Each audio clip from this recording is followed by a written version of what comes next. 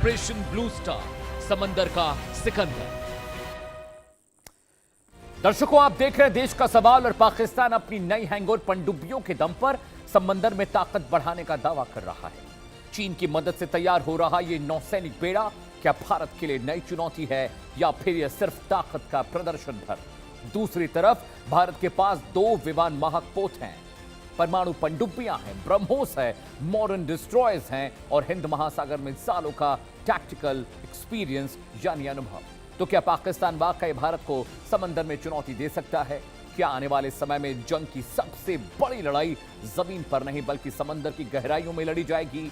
क्या पनडुब्बियां भविष्य की सबसे खतरनाक ताकत बन चुकी हैं? और अगर अरब सागर में कभी आमना सामना हुआ तो आखिर किसका पलड़ा भारी रहेगा? क्या पाकिस्तान की हैंगओवर पनडुब्बियां भारत के लिए खतरा हैं या भारतीय नौसेना के सामने ये चुनौती टिक नहीं पाएगी?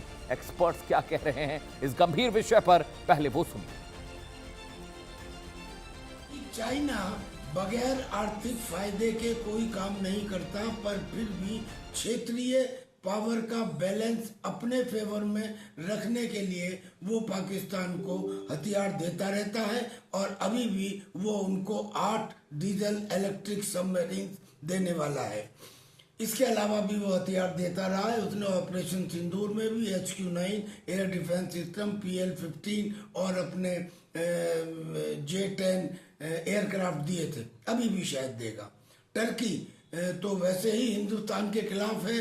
वो समझता है कि ऑटोमन एम्पायर के खत्म होने में एक मेन रोल हिंदुस्तान के सरदारों का भी था।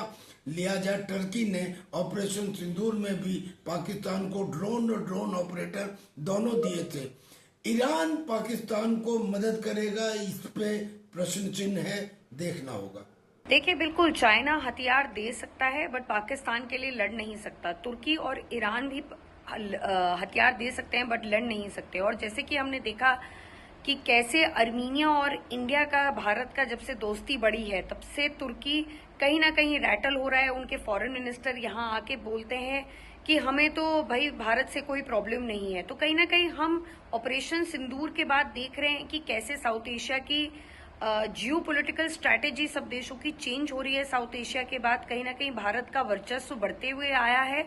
तो ईरान के साथ भी भारत के आज के टाइम में बहुत अच्छे रिलेशंस हैं। स्ट्रेट ऑफ हॉर्मूज से बहुत कम देश हैं जो अपना जहाज, जिनका जहाज उससे पास हुआ है ड्यूरिंग वॉर पीरियड। भारत उनमें से एक था। तो कहीं ना कहीं हम देख रहे हैं कि ईरान और तुर्की भी बहुत एक वेल कैलिब्रेटेड मूव करेंगे। कोई पाकिस्तान को इतना फुल फ्लेजेडली इसके एम में सपोर्ट नहीं करेगा। चाइना डेफिनेटली एक थ्रेट है बट प्रोवाइड भी कर दे वेपन्स तो भी पाकिस्तान को ही लड़ना पड़ेगा और वो इतने वेल ट्रेंड है ही नहीं कि वो इंडिया की आर्मी के सामने टिक पाए। आपने एक्सपर्ट को सुन लिया, अब देश का सवाल सुन लीजिए जिस पर अगले 1 घंटे लगातार चर्चा होगी। सवाल नंबर 1, क्या पाकिस्तान की नई हैंगओवर पनडुब्बियां भारत के लिए अब बड़ी चुनौती बन सकती हैं?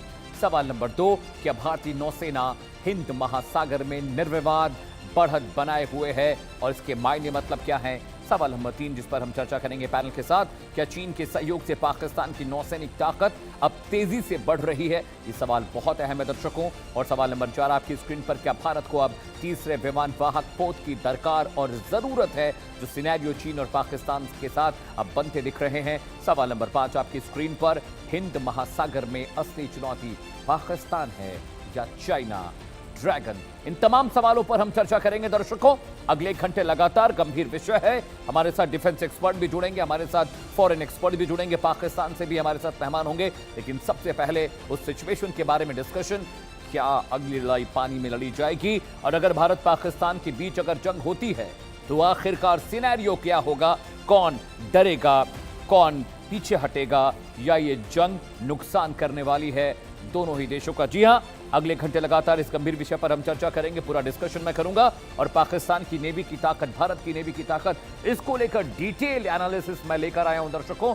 आप अगर इस कार्यक्रम को देख रहे हैं तो ये कार्यक्रम देखने के बाद आपको किसी भी सवाल का जवाब देने में दिक्कत नहीं होगी अगर इंडियन नेवी के बारे में पूछा जाए या पाकिस्तानी नेवी के बारे में। जी हां, संभावनाओं पर गौर कर लेते हैं। कौन कौन सी संभावनाएं हैं अगर भारत पाकिस्तान के बीच समंदर में जंग हुई? संभावना नंबर 1, पाकिस्तान को बहुत नुकसान होगा। जी हां, हम ये क्यों कह रहे हैं? क्योंकि पाकिस्तानी नेवी भारत के मुकाबले अभी कमजोर है। संभावना नंबर 2, जिस पर हम चर्चा करेंगे दर्शकों, पाक भारत समंदर में भिड़ेंगे तो क्या होगा इस जंग का अंजाम? जी हां, संभावना नंबर 2, पाकिस्तान के बंदरगाह तबाह हो सकते हैं। कराची, ओखा जो इलाके हैं वहां पर बहुत नुकसान होगा।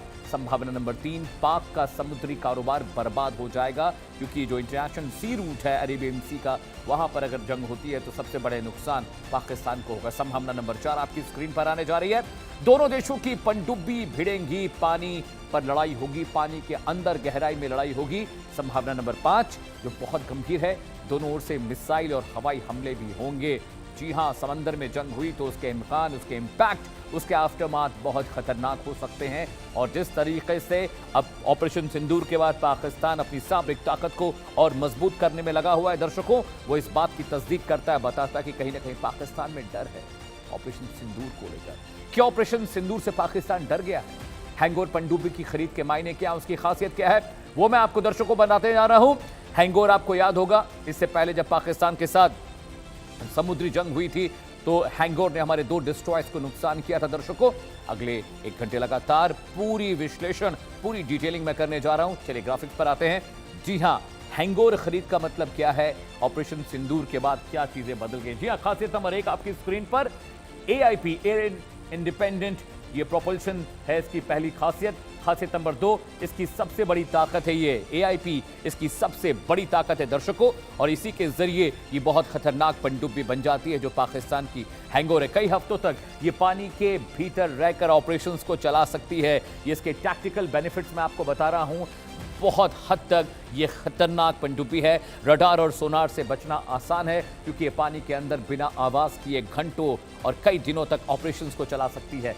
स्टेल्थ क्षमता के बारे में बात करें तो कम शोर करती है। लो अक्यूस्टिक सिग्नेचर के कारण इसे ट्रैक करना बहुत मुश्किल है, इसे पानी के अंदर ट्रैक नहीं किया जा सकता। अगली खासियत क्या है, आधुनिक साउंड डैम्पिंग तकनीकों का इसके अंदर इस्तेमाल किया गया है, जिसकी वजह से ये बिल्कुल पानी के नीचे जाने के बाद अदृश्य हो जाती है, गायब हो जाती है। जी हाँ, लंबी दूरी तक ऑपरेशन करने की इसकी क्षमता है, यानी ये समंदर के भीतर बहुत देर तक लंबे दूरी के जो ऑपरेशन है उनको परफॉर्म कर सकती है। जी हाँ, इसके अलावा हिंद महासागर, अरब सागर में देर तक गश्त करने के अंदर भी इसकी कैपेबिलिटीज है। ये गश्ती पनडुब्बी के तौर पर भी काम कर सकती है, निगरानी पनडुब्बी के तौर पर काम कर सकती है।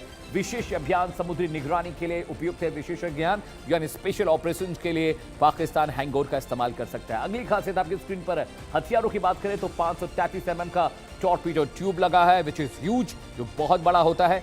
भारी टॉर्पीडोज को ये आसानी से दाग सकती है। इसके अंदर जो खासियत है, इसकी जो एमिनेशन आर्मरी है बहुत स्ट्रांग है दर्शकों। भारी टॉर्पीडोज के अलावा एंटीशिप मिसाइल लॉन्च करने का भी इसके अंदर मादा है, क्षमता है, कैपेबिलिटीज है। जी हाँ, हैंगोर के बारे में हम आपको बता रहे हैं, पाकिस्तान की नई पनडुब्बी जो कमीशन हुई है। जी हाँ, समुद्री माइंस बिछाने की क्षमता भी हैंगोर पनडुब्बी के अंदर है। इस खरीद के मायने समझिए, पाकिस्तान पानी में कितना ताकतवर हो जाएगा वो मैं बता रहा हूं। खासियत नंबर 3, एडवांस सोनार इसके अंदर है, फायर कंट्रोल सिस्टम इसके अंदर है, यानी पानी के अंदर अगर आग लगती है पनडुब्बी के अंदर तो उसे कंट्रोल किया जा सकता है। इलेक्ट्रॉनिक वॉरफेयर सिस्टम इसके अंदर लगा हुआ है। उस वॉरफेयर सिस्टम के जरिए ये हाई क्लास यानी एक स्पेशल क्लास वॉर जो मैकेनिज्म है वो इसके अंदर है। जी हाँ, आगे बढ़ते हैं। क्रू की क्षमता के बारे में बताऊं तो 35 से 40 क्रू मेंबर्स जो नौसैनिक हैं वो इस पर सवार रहते हैं। आकार की बात करें, लंबाई लगभग 77 मीटर है, वजन करीब 2800 से 3000 टन। जब ये पानी के अंदर रहती है हैंगोर, तब पानी के ऊपर वजन हल्का हो जाता है। ठीक है, आगे बढ़ते हैं, अगले ग्राफिक्स पर आते हैं दर्शकों। पाकिस्तान की नौसेना ताकत के बारे में भी आपके लिए जानना बहुत जरूरी है।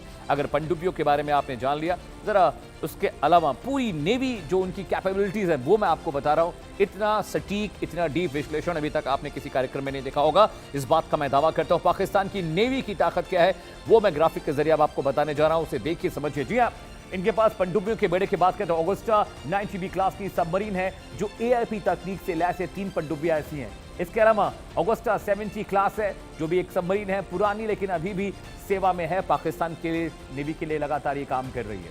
पनडुब्बियों के बेड़े की बात करें, हैंगोर क्लास सबमरीन, इसके बारे में मैंने आपको बताया। नई AIP पनडुब्बियां चरणबद्ध तरीके से शामिल की जा रही हैं, इनको कमीशन कर रहा है पाकिस्तान धीरे धीरे। जी हाँ, फ्रिगेट्स की बात करें, चीन से मिली इनके पास 054A/P फ्रिगेट है जो समंदर में बहुत घातक हो सकती है लड़ाई के लिए। बाबर क्लास की इनके पास कॉवेट तुर्की डिजाइन पर आधारित एक युद्धपोत है, वॉरशिप है, छोटा है लेकिन घातक है। जी हां, जुल्फिकार क्लास की चीन से मिली एक और पनडुब्बी पाकिस्तान के पास है जो इनको बहुत मजबूत बनाती है, जो इनको ताकतवर बनाती है समंदर में। चलिए आगे बढ़ते हैं। आपने फ्रिगेट्स देख लिया, अब बारी है मिसाइल क्षमता की। नेवी, समंदर की बात कर रहा हूं। जहाज रोधी क्रूज मिसाइलें इनके पास हैं जो वहां पर समंदर की जंग में बहुत कारगर हो सकती हैं। लंबी दूरी तक समुद्री लक्ष्यों पर हमला करना इनको आता है, इनकी कैपेबिलिटीज है।